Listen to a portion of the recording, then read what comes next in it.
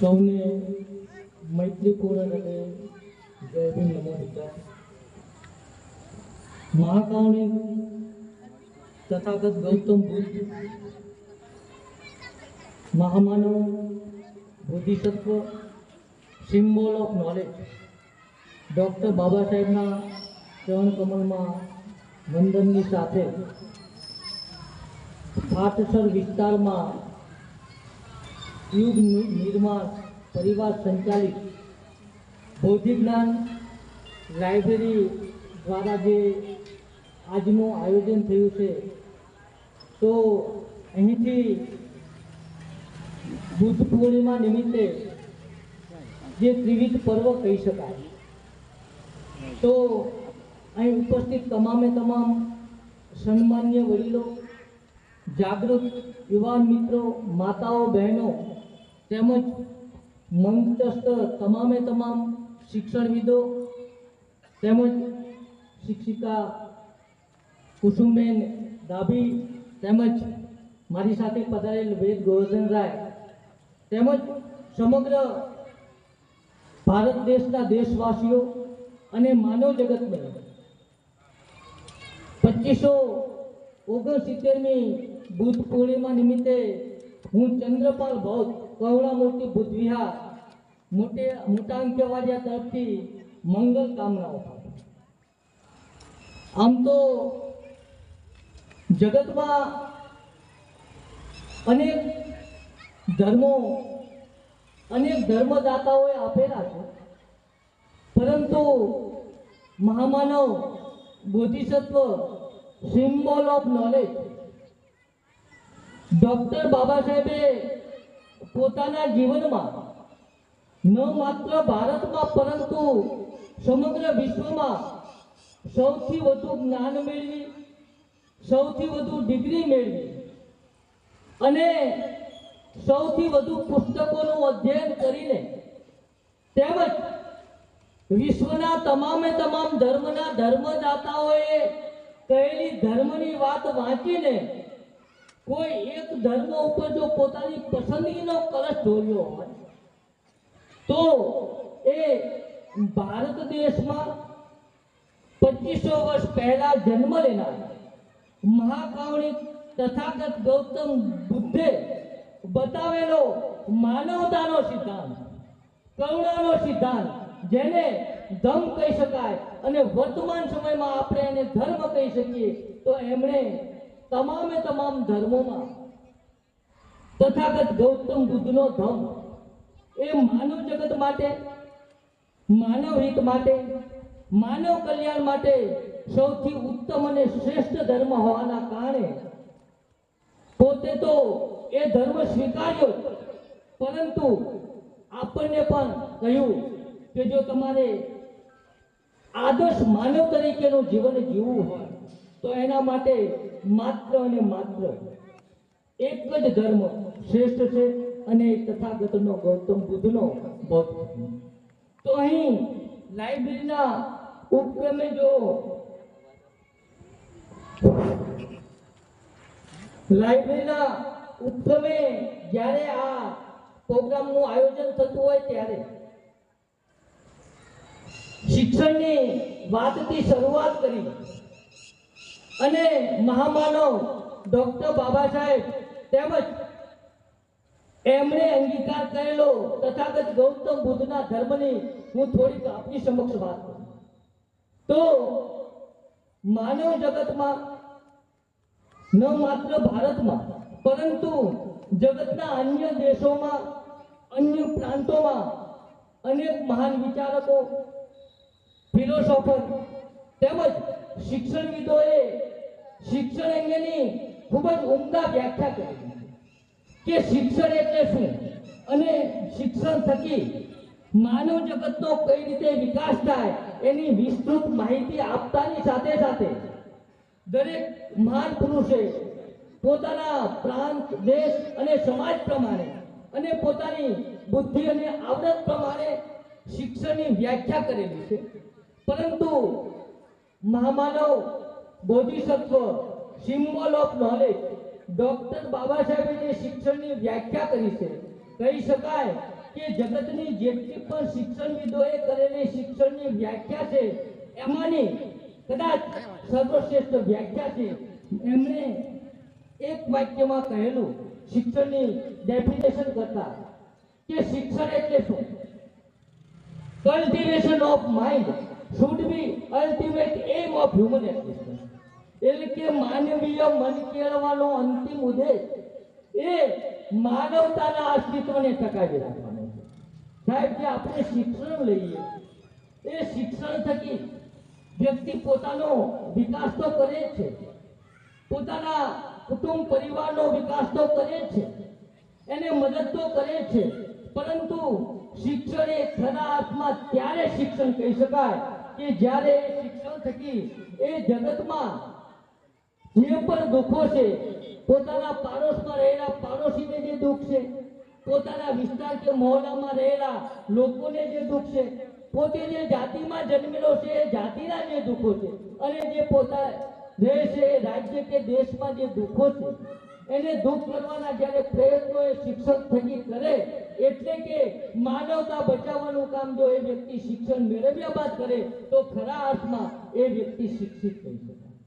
અને શિક્ષિતની વ્યાખ્યા કરતા ડોક્ટર બાબા સાહેબ કહે છે એકેડેમિક શિક્ષણ લેવું એ ખૂબ જ જરૂરી છે, કારણ કે વ્યક્તિગત એમાં પોતાના પરિવારનો વિકાસ થાય છે, પરંતુ એકેડેમિક શિક્ષણથી વ્યક્તિ સાક્ષર બને છે. ડોક્ટર બાબા સાહેબના મત મુજબ અને એમણે કહેલી વાત મુજબ એમણે કહ્યું કે તમે શિક્ષિત બનો. તો સાક્ષર અને શિક્ષિતમાં કંઈક તો ભેદ હશે. તો ડોક્ટર બાબા સાહેબે શિક્ષિતની એક વ્યાખ્યા કરેલી છે કે જે વ્યક્તિ જાગૃત હોય, જે વ્યક્તિ સમાજ ઉત્થાનમાં પોતાનો સહયોગ આપતો હોય અને જેને સમાજના દુશ્મનોની સાચી ઓળખ હોય એ જ ખરા અર્થમાં શિક્ષિત છે. એટલે ડોક્ટર બાબા સાહેબ એમના બે પહેલું છે. હું ધર્મની વાત પછી કરું છું સાહેબ, સમય છે વાત કરવા માટે. એમને બે પહેલું હું આપની સમક્ષ રજૂ કરું છું કે એમણે જે 500 મહાલોએ 28,000 પેશવાઓ સામે જંગ કરી અને જે વિજય મેળવેલો, તો દર 1 જાન્યુઆરીએ ડોક્ટર બાબા સાહેબ એ તમામે તમામ વીરોને વંદન કરવા માટે ભીમા કોરેગાંવ જતા. એ લોકો એટલા બધા ભણેલા નહોતા, એ લોકો એટલા બધા ભણેલા નહોતા, પરંતુ શૂરવીર હતા, શિક્ષિત હતા, અને એમને ખબર હતી કે દુશ્મનો કોણ છે અને દુશ્મનોનો ખાત્મો કર્યો માટે ડોક્ટર બાબા સાહેબ ત્યાં વંદન કર્યું. આ શિક્ષણની ખરી વ્યાખ્યા કહું છું. અને એમના બીજા પહેલુની વાત આપણે કરીએ તો એમને કહેલું, કારણ કે ભારતમાં જ્યારે બંધારણ લખવાનું એમના શિરે આવી પડે છે અને ઘણી બધી અડચણો, ઘણી બધી મુશ્કેલીઓને પાર કરીને જ્યારે તેઓ આપણા માટે પ્રતિનિધિત્વની માંગણી કરે છે, અનુસૂચિત જાતિ સિવાયની પછાત વર્ગ માટે પણ જ્યારે માંગણી કરે છે અને એ માંગણી નહીં સંતોષાતા, ડોક્ટર બાબા સાહેબ કાકા સાહેબ કાલેસર પંચ બનાવી અને એ લોકોને પણ પ્રતિનિધિત્વની વાત કરતા હોય ત્યારે એ પંચ જ્યારે ડોક્ટર બાબા સાહેબને મળે છે અને પંચ ડોક્ટર બાબા સાહેબને કહે છે કે તમે પોતાનું સંપૂર્ણ જીવન શોષિતો, પીડિતો, વંચિતો, શુદ્રો, અતિશુદ્રો અને અશુદ્ધો માટે વ્યતીત કર્યું, તો આ સમાજ માટે તમે શું સંદેશ આપવા માંગો છો? ત્યારે ડોક્ટર બાબા સાહેબ કહે છે કે હું આ સમાજમાં મહાન વ્યક્તિ પેદા થાય, મહાન વ્યક્તિ બને એ જોવાનું ઈચ્છું છું. એટલે કાકા સાહેબ કાલેલકર પંચને સ્પષ્ટતા ન થઈ એટલે એમણે કહ્યું કે મહાન એટલે. ત્યારે ડોક્ટર બાબા સાહેબ કહે છે કે હું આ સમાજ, જે સમાજ 5000 વર્ષથી ગુલામ હતો, શોષિત હતો, વંચિત હતો, પીડિત હતો, કહી શકાય કે પશુ કરતા પણ બદતર હાલતમાં જીવતો હતો, એ સમાજમાં હું ડોક્ટર, એન્જિનિયર અને વકીલ જોવા માંગુ છું. પરંતુ આ વાત 1952 ની હતી અને 1956 એમણે 18 માર્ચના રોજ એક સ્ટેટમેન્ટ આપે છે, જે સ્ટેટમેન્ટ અત્યારે પણ આપણને વાગે છે. અને અહીં જે શિક્ષણવિદો બેઠેલા છે એ લોકો એ જે બાબા સાહેબનું સ્ટેટમેન્ટ હતું અને સામે બેઠેલા તમામ સન્માનીય વડીલો, માતાઓ અને બહેનો એ ડોક્ટર બાબા સાહેબના સ્ટેટમેન્ટ સમજી અને બાબા સાહેબે જે ટકોર કરી છે એ ટકોર સમજી અને સમાજના ઉત્થાન માટે પ્રયત્ન કર્યો છે. પરંતુ એ વખતે બાબા સાહેબે કહેલું કે મને મારા ભણેલા ગણેલા સમાજે દગો દીધો, શિક્ષિત સમાજે દગો દીધો એવું નથી કીધું સર. ભેદરેખા છે, આ પાતળી ભેદરેખાને જ્યારે આપણે સમજશું ત્યારે શિક્ષણની ખરી વ્યાખ્યા, શિક્ષણનો હેતુ, શિક્ષણનો ઉદ્દેશ આપણે સમજી શકશું. અને એ વખતે જ્યારે એમ કહેલું ત્યારે એમના પીએ સાંજે એમણે કીધું કે બાબા સાહેબ, તમે ઈચ્છતા હતા કે શિક્ષણ થકી આ સમાજમાં ડોક્ટર, એન્જિનિયર, વકીલ પેદા થાય અને પછી તમે 4 વર્ષ પછી એ સ્ટેટમેન્ટ આપો છો, તો એનું કારણ શું? ત્યારે બાબા સાહેબ થોડી સ્પષ્ટતા કરે છે કે મને એવું હતું કે આ સમાજમાં ભણેલ ગણેલ વર્ગ એ આ સમાજનું નેતૃત્વ કરશે અને સમાજને જે હજારો વર્ષોથી કાયમી ગુલામી છે, ગુલામીમાંથી મુક્ત કરશે. પરંતુ હું જોઉં છું માત્ર આ દિલ્હીમાં એ વખતે એમના બંધારણના કારણે 8 થી 10,000 કર્મચારી હતા, પરંતુ એ દરેક વ્યક્તિ માત્ર પોતાના કુટુંબ પરિવારનું વિચારતા હતા. એટલે એ વખતે એમને દુઃખ થયું. પરંતુ આનંદની વાત એ છે કે એ વાત સમજીને અત્યારના શિક્ષણવિદો અને તમારી જેવા સન્માનીય વડીલો ડોક્ટર બાબા સાહેબને એ તકો સમજી અને શિક્ષણની ખરી વ્યાખ્યા કરી અને લાઇબ્રેરી બનાવવાનું ચાલુ કર્યું. એટલું જ નહીં, હું જ્યાં સુધી અહીં બેઠેલા તમામ મંચસ્થ મહાનુભાવોને નથી ઓળખતો, પરંતુ વજીભાઈ સાહેબનું નામ સાંભળેલું છે કે તેઓ સરકારી સ્કૂલમાં જે ભણાવે છે ત્યાં ગુજરાતમાં સૌથી વધુમાં વધુ વિદ્યાર્થીઓ તેઓ જો એનિમેશમાં મોકલે છે. એ સાબિત કરે છે કે વર્તમાન સમયમાં જે સાક્ષર છે એ ખરા અર્થમાં શિક્ષિત બની રહ્યા છે. તો આ વાત ડોક્ટર બાબા સાહેબની કયા પછી બુદ્ધ પૂર્ણિમા નિમિત્તે ડોક્ટર બાબા સાહેબે જ્યારે બૌદ્ધ ધર્મ સ્વીકાર્યો હોય તો અન્ય ધર્મો જ નહીં અને બૌદ્ધ ધર્મ જ કેમ? તો અન્ય ધર્મના ધર્મદાતાઓ, હું કોઈ એક ધર્મના ધર્મદાતાની ટકોર કરીને કે ટીકા કરવાની વાત નથી, પરંતુ ડોક્ટર બાબા સાહેબે 22,000 કરતા વધુ ધર્મના પુસ્તકો વાંચેલા, 5 વર્ષ સુધી સતત એમણે ધર્મનો અભ્યાસ કરેલો અને એ પછી એમણે જોયું કે કોઈ પણ ધર્મના ધર્મદાતાએ ધર્મ એટલે શું એની સ્પષ્ટ વ્યાખ્યા, ડેફિનેશન નહોતી કરી. પરંતુ તથાગત ગૌતમ બુદ્ધે ધર્મ એટલે શું, ધર્મ એટલે શું એ સ્પષ્ટ શબ્દોમાં અને માત્ર એક વાક્યમાં કહેલું કે ધર્મ. અને એ વાત મહામાનવ બોધિસત્વ સિમ્બોલ ઓફ નોલેજ ડોક્ટર બાબા સાહેબે જગતને જે એક મહાન ગ્રંથ ભેટ આપેલો the Buddha and his Dhamma, એમાં તથાગત ગૌતમ બુદ્ધની ધર્મની એ વ્યાખ્યા એમાં એમણે લખેલી છે કે ધર્મ એટલે શું? તો માત્ર એક જ વાક્યમાં જવાબ કે ધર્મ એટલે સદાચાર. ધર્મ એટલે સદાચાર, એક વ્યક્તિનો બીજા વ્યક્તિ પ્રત્યેનો ઉચ્ચ પ્રકારનો માનવતાભરો કરુણાસભર વ્યવહાર એટલે ધર્મ. અને એ ધર્મ થકી એમને જોયું, કારણ કે તથાગત ગૌતમ બુદ્ધે આ જગતમાં કાયનાતમાં સૌ પ્રથમ માનવતા અને કરુણાનો સંદેશ આપેલો. અને ધર્મ એટલે શું એમાં કહેલું કે ધર્મ એટલે શું? ધર્મ એટલે શું? તો કે ધર્મ એટલે નૈતિકતા. અન્ય ધર્મોમાં જે સ્થાન ઈશ્વરનું છે, બૌદ્ધ ધર્મમાં એ સ્થાન નીતિમત્તાનું છે. ધર્મ એટલે શું? કારણ કે ધર્મની વ્યાખ્યા તો સમજવી જ છે. તો ધર્મ એટલે સ્વતંત્રતા, સમાનતા, બંધુતા, માનવતા, મૈત્રી, કરુણા, મુદિતા, ઉપેતા, તર્કસંગતતા અને વૈજ્ઞાનિક અભિગમની સાથે સાથે જે ન્યાયની વાત કરે છે એ વિચાર એટલે ધર્મ. ધર્મ એટલે માત્ર પૂજાપાઠ, મીણબત્તી પેટાવી કે અગરબત્તી સળગાવી ને એ તો પ્રતીકો છે. અહીં આપણે બુદ્ધની સામે કે બુદ્ધની તસવીરની સામે પુષ્પ અર્પણ કરશું, એમના ચરણ કમળમાં ડોક્ટર બાબા સાહેબને ફૂલહાર કરશું, મીણબત્તી પેટાવશું, તો એમણે જગતને પોતાનું સંપૂર્ણ જીવન સમર્પિત કરી અને માનવતાનો સિદ્ધાંત આપેલો છે. એટલે એમને વંદન કરવા એ આપણી નૈતિક ફરજ છે. પરંતુ આ તો પ્રતીકો છે. જે રીતે ફૂલ ખીલે છે, પોતાની સુવાસ ફેલાવે છે અને અંતે કરમાઈ જાય છે, તો એ અનિત્યતાનું પ્રતીક છે. આપણા જીવનનું પણ આવું જ છે. આપણે જન્મ લઈએ છીએ, મોટા થવાના છે, અંતે આ જગત છોડીને ચાલ્યા જવાના છે. તો જેવી રીતે ફૂલ પોતાની સુવાસ ફેલાવે છે, આપણા સદકર્મ થકી સુવાસ ફેલાવવાની છે પ્રતીક છે. મીણબત્તી પેટાવવું, તો જેવી રીતે મીણબત્તી પેટાવવાથી અંધકાર દૂર થાય છે. જો આપણે આપણા જીવનમાં જ્ઞાનનો દીપક પ્રગટાવશું તો આપણા જીવનનો અંધકાર પણ દૂર થશે.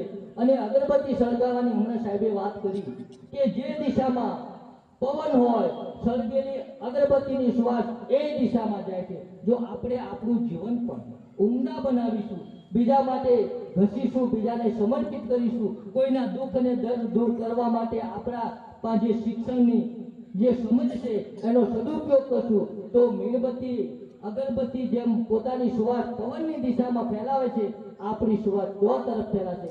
આ આત્મા અહીં પ્રતીકોના રૂપમાં છે.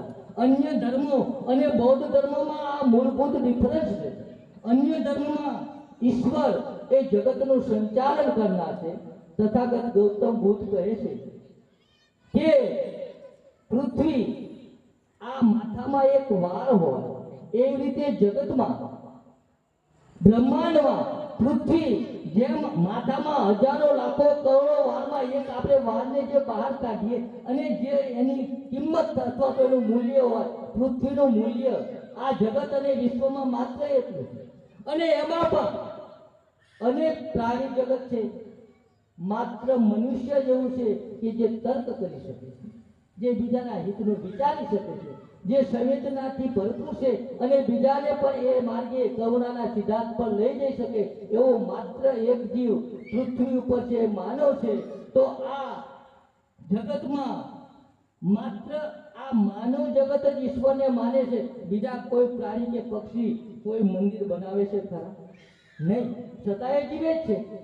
તો તથાગત ગૌતમ બુદ્ધ કહે છે કે જગતનો કોઈ સર્જનહાર નથી.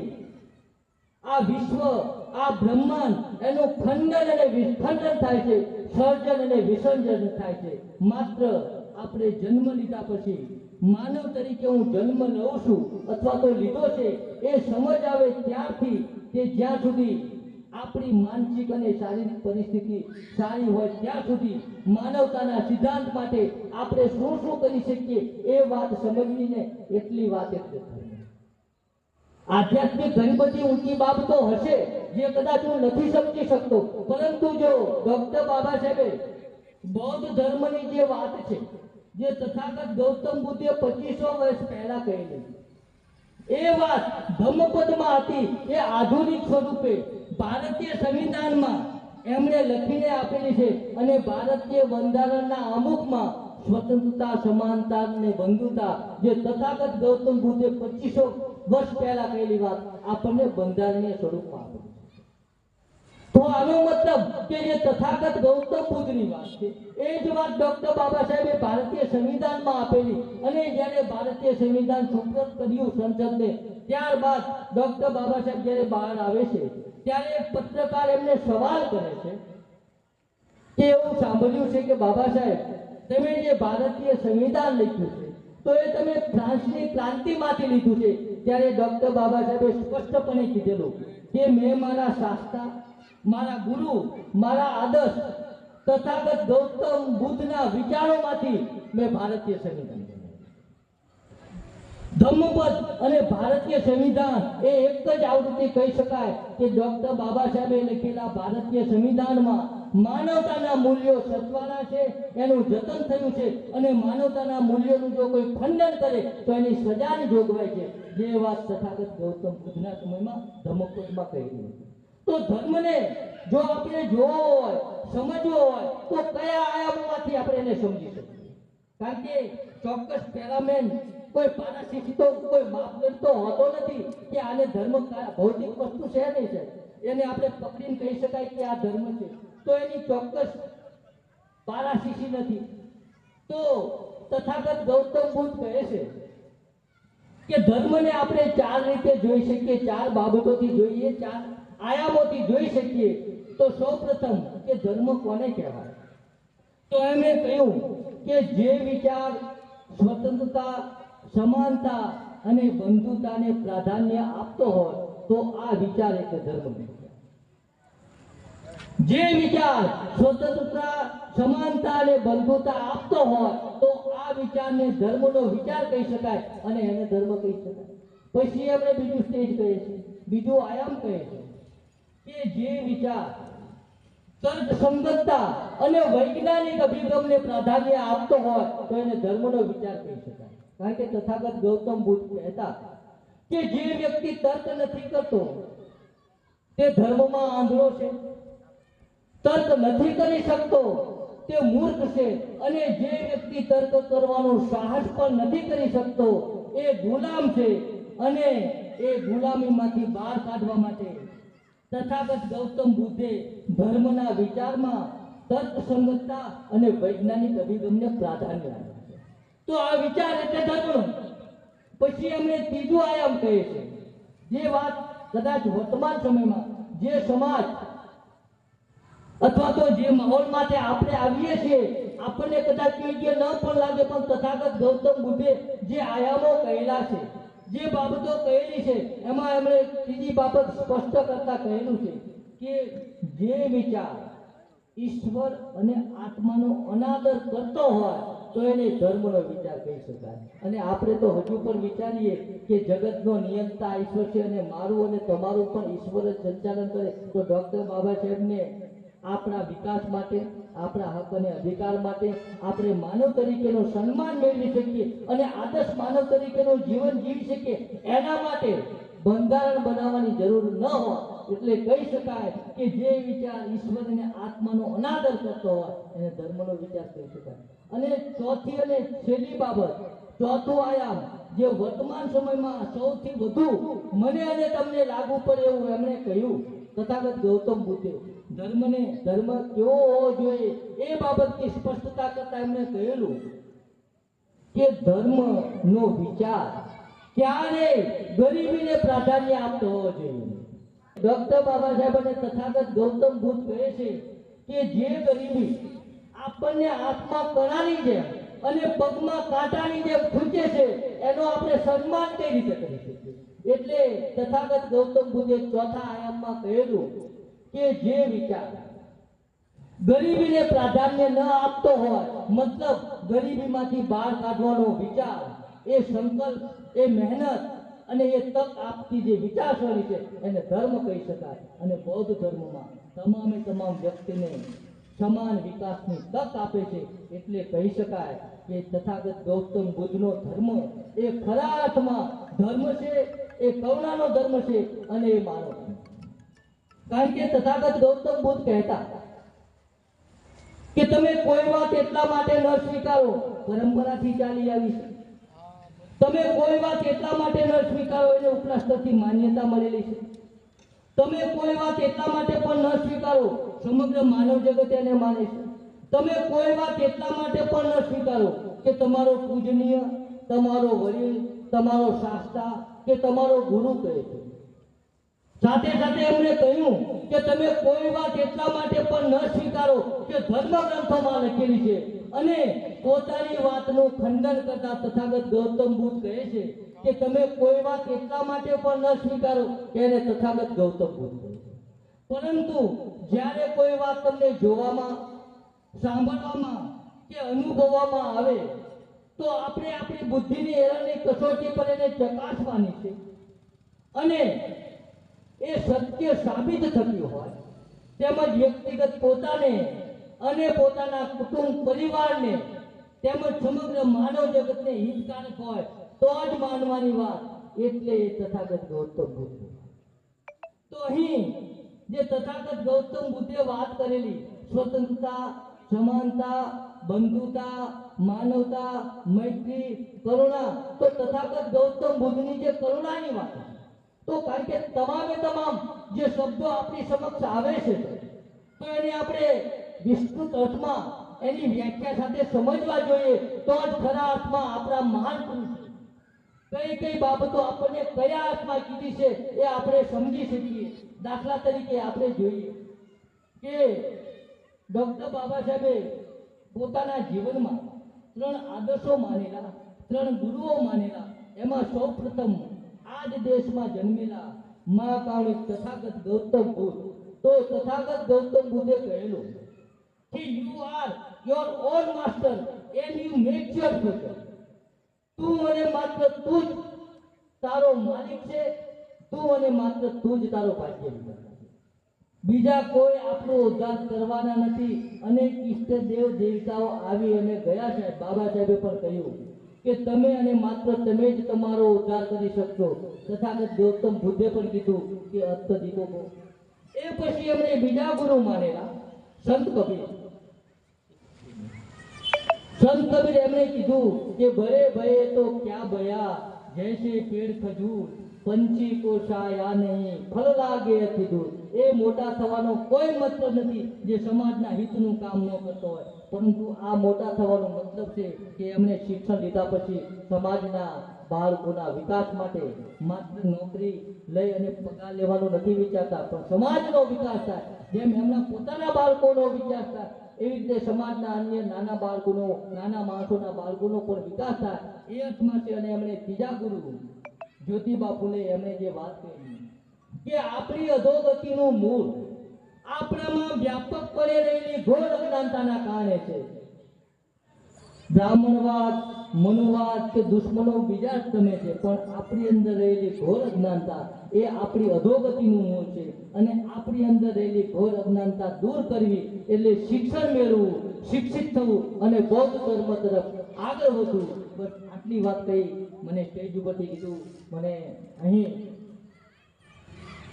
આ 2569મી બુદ્ધ પૂર્ણિમા નિમિત્તે જે યુગ નિર્માણ પરિવાર દ્વારા, બોધિજ્ઞાન લાઇબ્રેરી દ્વારા અહીં બોલવાનો જે મોકો આપ્યો એ બદલ હું આપ સૌ મંચસ્થ મહાનુભાવ તેમજ બોધિજ્ઞાન લાઇબ્રેરી પરિવાર અને યુગ નિર્માણ પરિવારનો મૈત્રીપૂર્ણ હૃદય આભાર માની ફરી એકવાર સમગ્ર દેશવાસીઓ સામે બેઠેલા અને મંચસ્થને આ બુદ્ધ પૂર્ણિમા નિમિત્તે મંગળ કામનાઓ પાઠવી અને મારી વાતને વિરામ આપું છું. આપનો ફરી એકવાર આભાર. સૌને મૈત્રીપૂર્ણ હૃદય જય ભીમ. જય ભીમ, જય ભીમ, જય ભીમ.